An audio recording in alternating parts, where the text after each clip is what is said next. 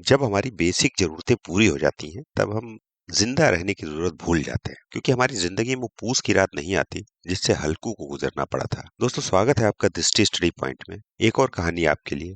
पूरी कहानी सुनिएगा और अपने आप को इंडिया नहीं, हिंदुस्तान की नज़र से विजुअलाइज़ करें, जहाँ आज भी छप्पर टपकता है, गर्मियों में चमड़ी झुलसती है और पूस की रात में खून जमा देने वाली ठंड से गुजरना पड़ता है।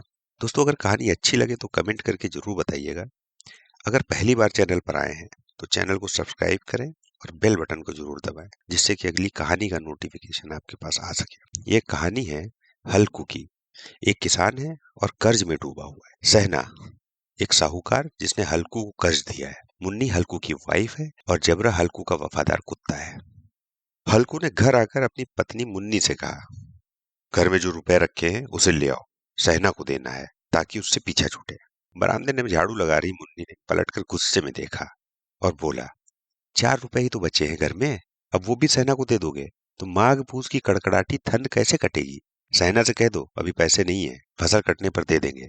हल्कू एक घड़ी सोच में पड़ गया कि मुन्नी भी सही कह रही है। कंबल के बिना ठंड काटना मुश्किल हो जाएगा। लेकिन हल्कू उस अड़ियल सहना को जानता था, वो पैसे लिए बिना नहीं जाएगा। हल्कू ने सोचा कि सर्दियों को सर्दियों में देख लेंगे, फिलहाल इस बला से पीछा छूटे। हल्कू अपनी पत्नी की ओर बढ़ा और उसके पास जाकर बैठते हुए धीरे से उसकी खुशामद करते हुए बोला, दे देना पैसे, कम से कम ये पीछा तो छोड़ेगा, और कंबल के लिए मैं कोई दूसरा उपाय सोच लूंगा। हल्कू की बात सुनकर मुन्नी गुस्सा हो गई। हल्कू को गुस्से से घूरते हुए मुन्नी ने कहा, तुम तो चुप ही रहो, बताओ जरा कौन सा उपाय है तुम्हारे पास? ऐसे ही कोई तुम्हें खैरात में कंबल तो देगा नहीं। ना जाने कौन सा कर्ज है जो कभी चुकता ही नहीं है। तुम ना खेती करना छोड़ दो, क्या फायदा खेती का? जब फसल होते ही पूरी कमाई कर्ज चुकाने में चली जाए, तुम्हें जो सही लगता है तुम करो, लेकिन मैं एक पैसा नहीं दूंगी। मुन्नी को गुस्से से लाल होता देख हल्कू उदास हो गया और धीमे से बोला, तो क्या मैं उसकी गाली खाऊं? उसकी बात सुनकर मुन्नी का मन पसीज गया और आवाज में थोड़ी नरमी लाते हुए बोली, ऐसे कैसे वो गाली देगा? क्या उसका राज चलता है यहाँ? मुन्नी जानती थी कि हल्कू की बात में कड़वी सच्चाई है, इसलिए वह उठी और चुपचाप कमरे से रुपए निकाल कर ले आई। हल्कू को थमाते हुए बोली, देखो मैं फिर कह रही हूँ, तुम यह खेती बाड़ी छोड़ दो। मजदूरी करोगे तो कम से कम किसी की सुननी तो नहीं पड़ेगी, और 2 वक्त का खाना तो नसीब होगा। मुन्नी की बात सुनकर हल्कू चुपचाप सिर झुकाए रुपए लेकर बाहर चला गया।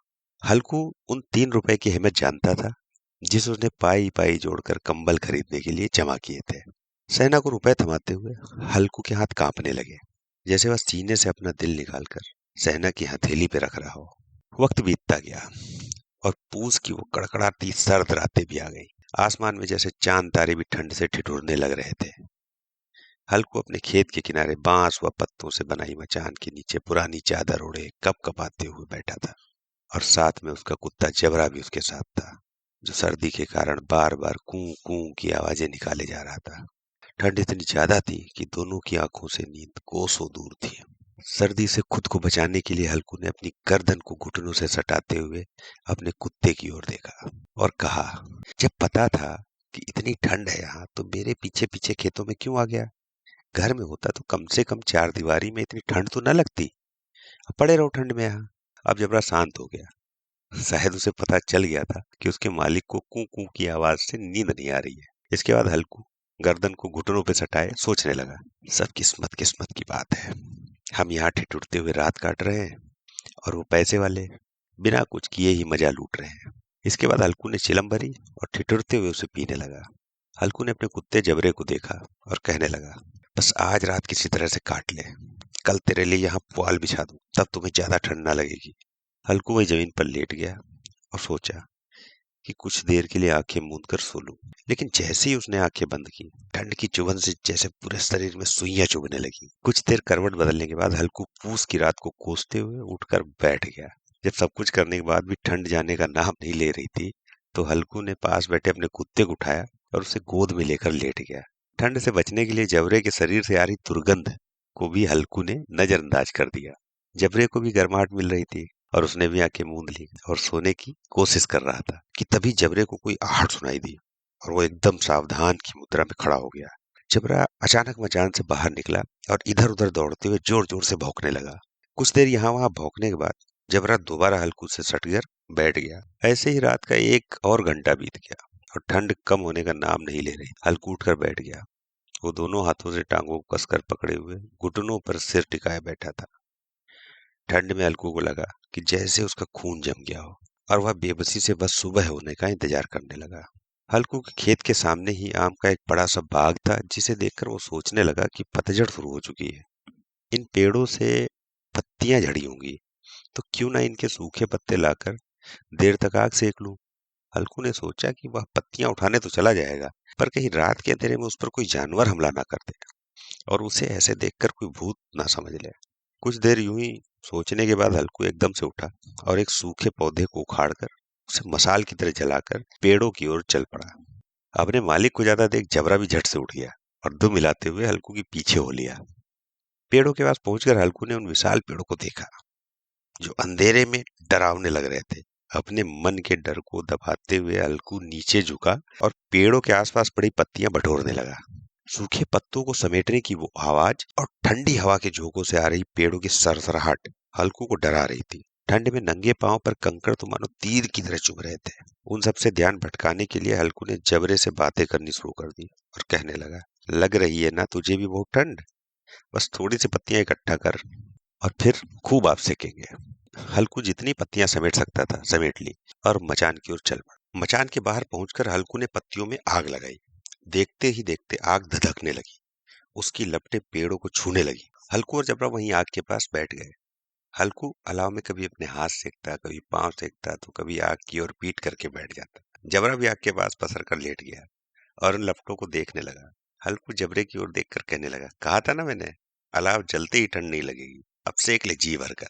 कुछ समय बाद वो आग की लपटें जैसे कहीं गुम हो गई और पत्तियों का ढेर सिमट कर राख में बदल गया। अब तो बस कोई हवा का झोंका आता तो बच्ची कुची चिंगारी कहीं बीच में लाल लाल अनार के दाने से दिखाई देती। हल्कू राख की थोड़ी सी गर्माहट में वहीं चादर ओढ़े दुबक कर बैठा हुआ था, लेकिन जैसे जैसे रात बढ़ रही थी ठंड उसे और जकड़ने लगी। कुछ देर बाद हल्कू वहीं राख के ढेर के पास लेट गया। हल्कू को जैसी नींद आने वाली थी कि जबरा फिर से अचानक उठ गया और खेत की ओर जोर जोर से भौंकने लगा। हल्कू के कानों में भी आवाजें आ रही थी, जैसे जानवरों का एक बड़ा झुंड खेत में घुस आया हो और उसकी फसल चर रहा हो। जानवरों की हलचल की पूरी आवाजें हल्कू के कान में पड़ रही थी। हल्कू आंखें मूंदे ही सोचने लगा कि जबरे के होते हुए आखिर कोई जानवर खेत में घुस ही नहीं सकता। जरूर मुझे कोई धोखा हो रहा होगा। हल्कू ने आंखें खोले बिना ही जबरे को आवाज लगाई, लेकिन जबरा खेतों की ओर मुंह किए हुए जोर जोर से भौंकता रहा, पर उसके पास नहीं आया। कुछ देर बाद खेत में चरने की आहटें तेज हो गई और तब हल्कू को पूरा यकीन हो गया, खेत में कोई ना कोई जानवर घुस आया है। अपने आलस को झकझोरते हुए हल्कू आधे मन से उठकर बैठ गया। इस कपकपाती ठंड में उठकर खेत में जाना और फिर जानवरों को भगाना उसे बहुत मुश्किल लग रहा था। हल्कू वहीं बैठे बैठे जबरे को आवाज देने लगा।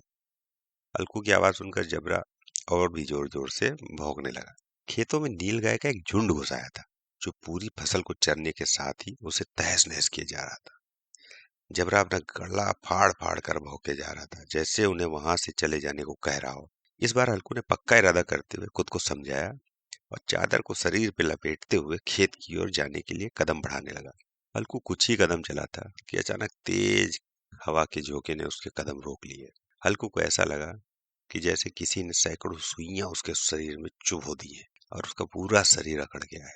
हल्कू दौड़ता हुआ राख के ढेर के बाद लौट आया और पास पड़ी लकड़ी से उसे कुरेदने लगा, ताकि उसके शरीर को कुछ तो गर्माहट मिले। जबरा खेतों के पास भौंकता रहा और हल्कू उस राख के ढेर के पास सिकुड़ कर बैठा रहा, जैसे उसे किसी ने जकड़ रखा हो। नील गाय के झुंड ने देखते ही देखते पूरे खेत को तहस नहस कर दिया।